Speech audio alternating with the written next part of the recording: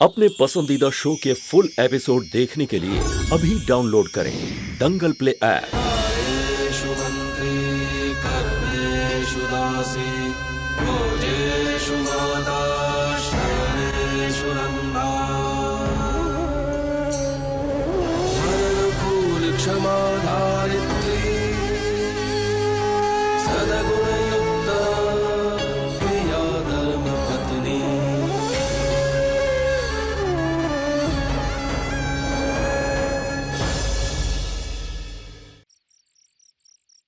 संतो, तुम विशाल से बातें करो, मैं तुम्हारे लिए चाय लेके आती हूँ।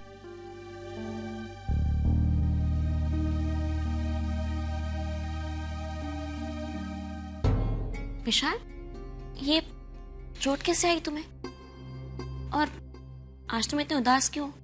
वहां तो कितना खेलते थे, तो फिर आज क्या हुआ तुम्हें? आपको तो पता है ना, मनीष अग्रवाल मेरे असली पापा नहीं है। मम्मा ने कहा था मेरे असली पापा की मौत हो गई है। फिर आज उस डायरी में लिखा था कि मेरे असली पापा जिंदा हैं और वो इसी गांव में रहते हैं। जब मैंने मम्मा से अपने असली पापा का नाम पूछा तो मम्मा ने मुझे बहुत डांटा। पता नहीं मम्मा मुझे अपने असली पापा का नाम क्यों नहीं बताना चाहती। आप पूछेंगे ना मेरी मम्मा से मेरे असली पापा का नाम? विशाल के असली पिता जीवित है और इसी गांव में? आंटी, विशाल, अपने कमरे में जाओ।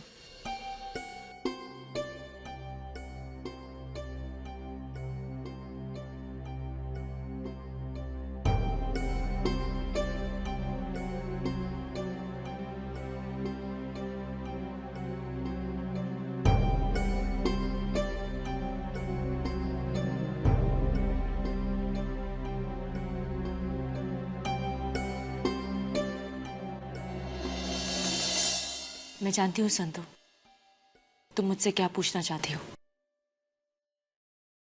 कि मैंने विशाल को सच क्यों नहीं बताया। ये सच है संतो, विशाल के पापा जिंदा है और इसी गांव में रहते हैं,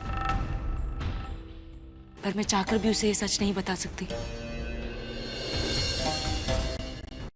मेघा, ये तुम्हारा घरेलू मामला है, इसमें कुछ भी बोलने का अधिकार नहीं है। पर बस मैं तुमसे इतना कहना चाहती हूँ कि जब विशाल के पिता जीवित और इसी गांव में, तो तुम्हें उसे मिला देना चाहिए उनसे।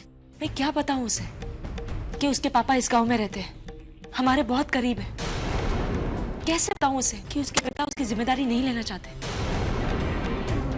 कैसे बताऊं उसे कि हमारी शादी नहीं हुई पर हम दोनों के बीच? नहीं संतो, मैं ये सब उसे नहीं बता सकती। मैं उसे नहीं बता सकती कि उसके पापा ने शादी कर ली है, उनके बच्चे हैं, उनकी पत्नी बहुत अच्छी है, वो अपने परिवार में बहुत खुश है। मैं उनकी खुशियों के बीच नहीं आना चाहती। मेघा, बच्चों के जीवन में केवल एक ही माँ और एक ही पिता होते हैं। बच्चों को उनके पिता से दूर रखना ये गलत है। देखो, मैं तुम्हारी मदद करूंगी, मैं मालिक से बात करूंगी। विशाल के पिता इसी गांव में रहते हैं ना, और मालिक इस गांव के मुखिया है। वो न्याय करेंगे और जो भी निर्णय लेंगे विशाल के पिता को वो स्वीकारना ही होगा। नहीं संतो, तुम ये बात डीएम को बिल्कुल नहीं बताओगी। आई मीन मिस्टर मायावंशी को। पर क्यों मेघा? संतो प्लीज, तुम समझ नहीं रही हो। देखो, ये मेरा पर्सनल मामला है और मैं नहीं चाहती कि मिस्टर मायावंशी इसमें दखल दे। मैं मनीष के साथ बहुत खुश हूं और मैं अपनी जिंदगी उनके साथ जीना चाहती हूँ। सो प्लीज संतो, मुझे वचन दो कि तुम ये बात किसी को नहीं कहोगी, अपने पति से भी नहीं कहोगी। वचन दो।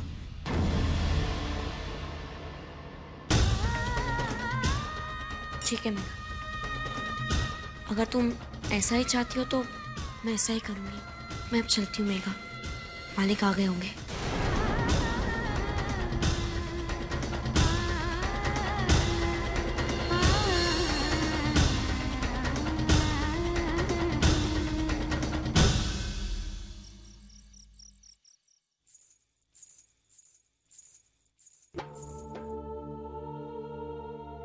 अरे क्या गई थी तू? कब से तेरी राह देख रहा हूँ। वो मैं मेघा से मिलने गई थी। કેમ? मेघा से क्यों मिलने गई थी? इना जोड़े शू काम पड़ियो? जो संतुली, तेरे को डॉक्टर ने बोला ने आराम करने को। ऐसी स्थिति में तेरा बाहर घूमना ठीक नहीं है, समझी तू? वो मालिक, मेघा इतनी कठिन घड़ी में हमारे साथ रही और फिर विशाल भी कई दिन तक यहीं रहा है, तो एक अपनापन सा हो गया था। बस इसलिए मैं उनसे मिलने गई थी।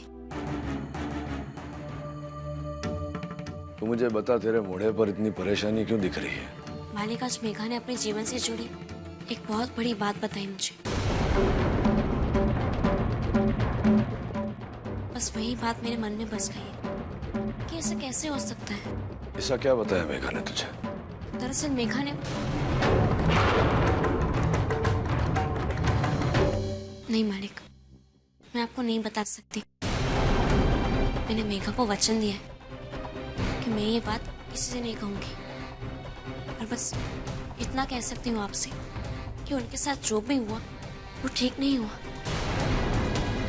और इतना सब कुछ होने के बाद भी वो इतने साहस से जी रही है। अब क्या सोच रहे हैं मालिक? नहीं, मैं ऐसे विचार रहा था संतुड़ी, जो हमारी बात समझ। किसी के निजी जीवन में अपने को दखल नहीं देना चाहिए। ने दूसरे की बाबत में अपने को चिंता नहीं करनी चाहिए। तू पोतानी चिंता कर, समझी मारी बात? जमी के नहीं तू? बा कब से तेरी राह देख रही है।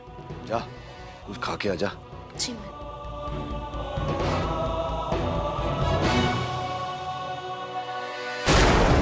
मालिक, आज मेघा ने अपने जीवन से जुड़ी उनके साथ जो भी बहुत बड़ी बात बताई मुझे, वो ठीक नहीं हुआ। सब कुछ होने के बाद मेघा को वचन दिया, इतने साहस से जी रही।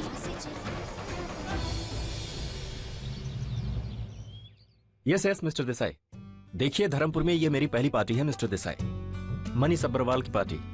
तो मैं चाहता हूँ everything should be perfect, okay? और पार्टी का थीम पंजाबी होना चाहिए, okay? Get it? Okay, thank you, bye bye. Breakfast. I am in hurry. आज मैं बहुत खुश हूँ मेघा। जानते हो कितनी सालों बाद मेरी बहन जूही वापस आ रही है इंडिया। गाड़ी भेज देना उसको एयरपोर्ट से पिकअप करने के लिए, ओके? श्योर। और पार्टी की सारी तैयारियां संभाल के करना, ओके? सब हो जाएगा। Okay bye. सुनो, जूही का कमरा तैयार है? Yes Manish, everything is ready. Good, great. Juhi को ना गुजराती अचार बहुत पसंद है।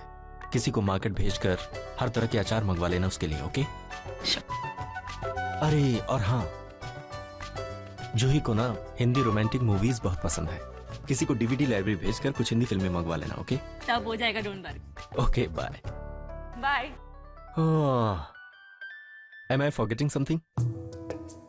Now what?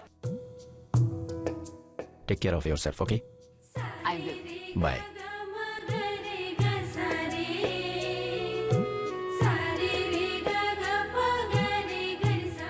गोपी, जी मैडम।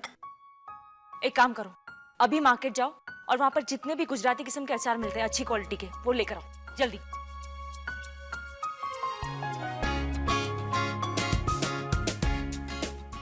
Hello music house. जी मैं डॉक्टर मेघा बोल रही हूँ।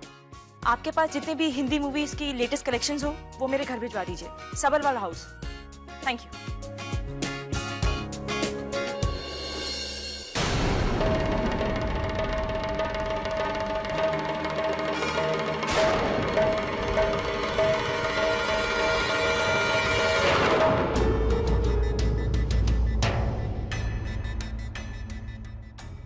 आप यहाँ क्यों आए?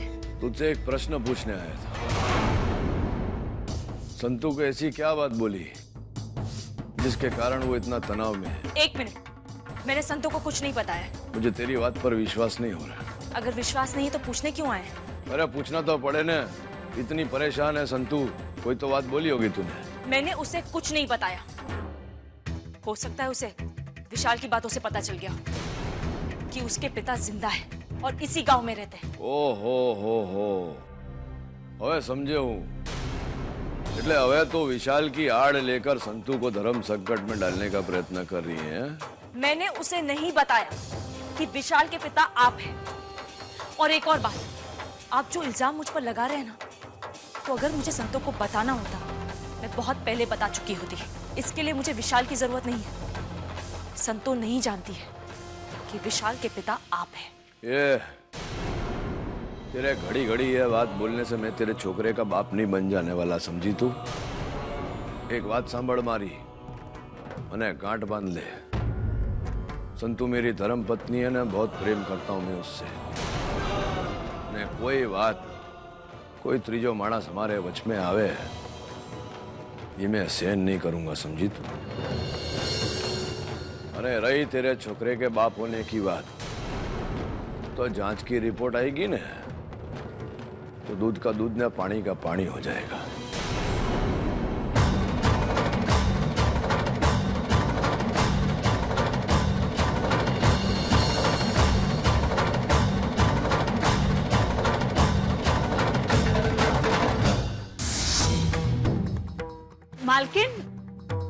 मालकिन ये देखिए, आपसे कोई मिलने आया है।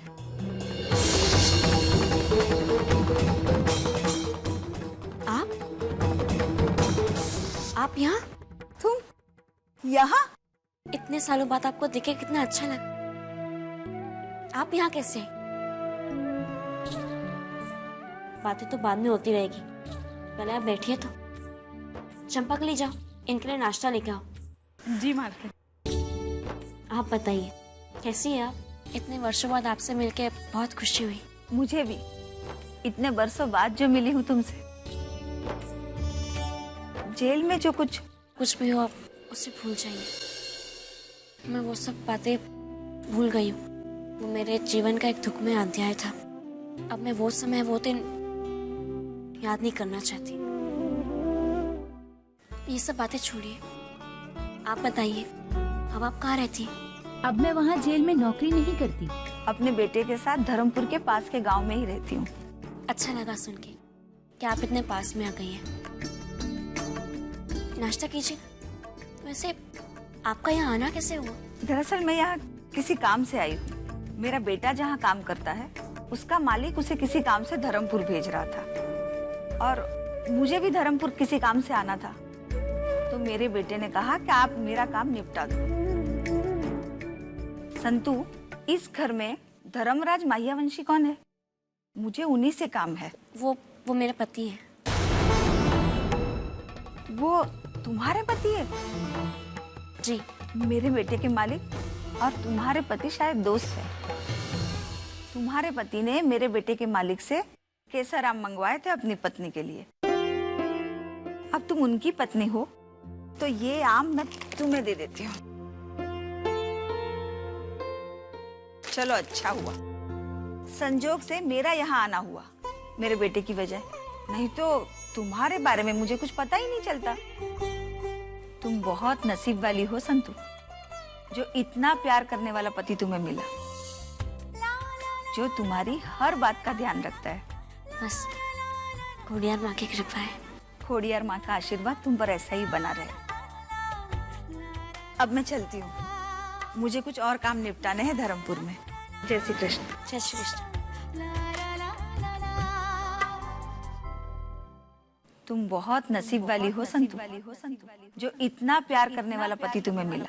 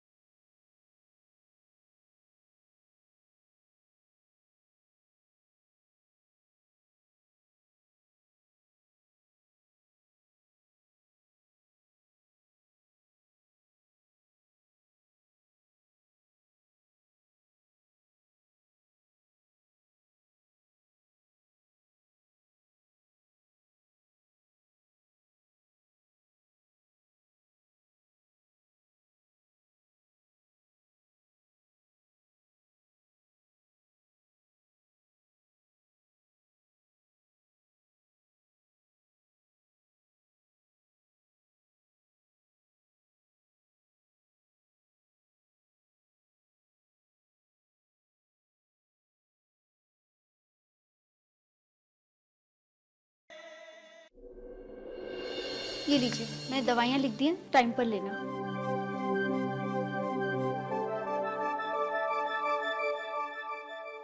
यू में ली।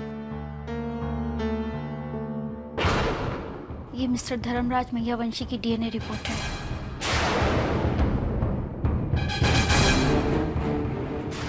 और ये विशाल की DNA report.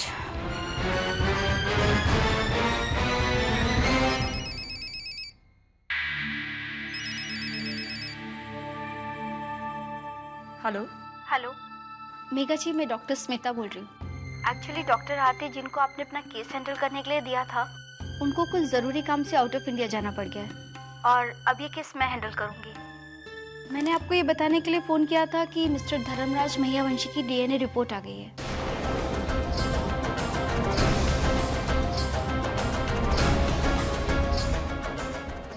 Doctor do me a favour, आप वो रिपोर्ट मेरे घर भिजवा दीजिए। Okay bye. डीएम, आप सच साबित करना चाहते थे ना? डीएनए रिपोर्ट आ गई है। अब आप नहीं, मैं सच साबित करूंगी कि विशाल आपका बेटा है।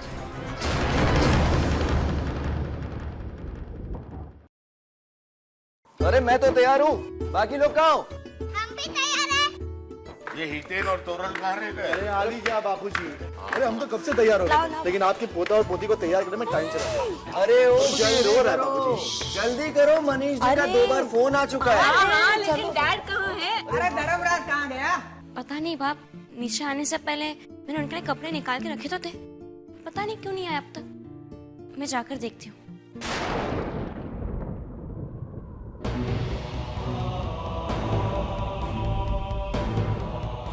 अगर मुझे संतो को बताना होता, संतो नहीं जानती, बहुत पहले बता चुकी होती। विशाल के पिता आप हैं।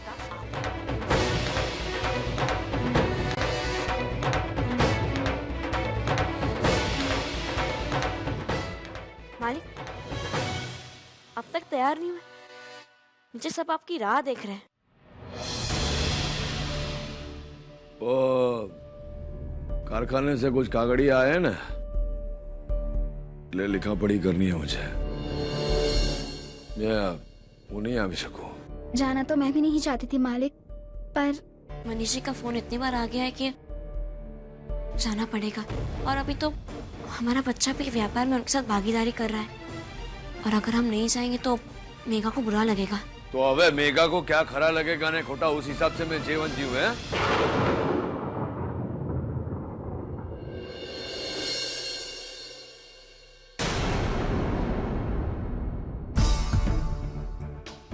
जो माफ कर दे, मैंने जरा ऊंचा बोल गया, पर मैंने बोला ने काम आवश्यक है मेरा। तुम्हें लोग को जाओ। काम नहीं, परेशानी जो आपको मेरे चेहरे पर दिखाई देती है वही मुझे आपके चेहरे पर दिखाई दे रही है। मालिक बताइए कि बात क्या है? आप ही ने कहा ना कि हम एक दूसरे से कुछ भी नहीं छिपाएंगे, हमारा हर सुख दुख बांटेंगे। आपने मुझे जो पत्नी का अधिकार दिया है, मैं उसी अधिकार से पूछ रही हूँ। बताइए मालिक कि बात क्या है? हाँ, मैं बताने वाला था तेरे को, એટલે પરેશાની તો હે। શું છે ને કે વાત એવી છે ને કે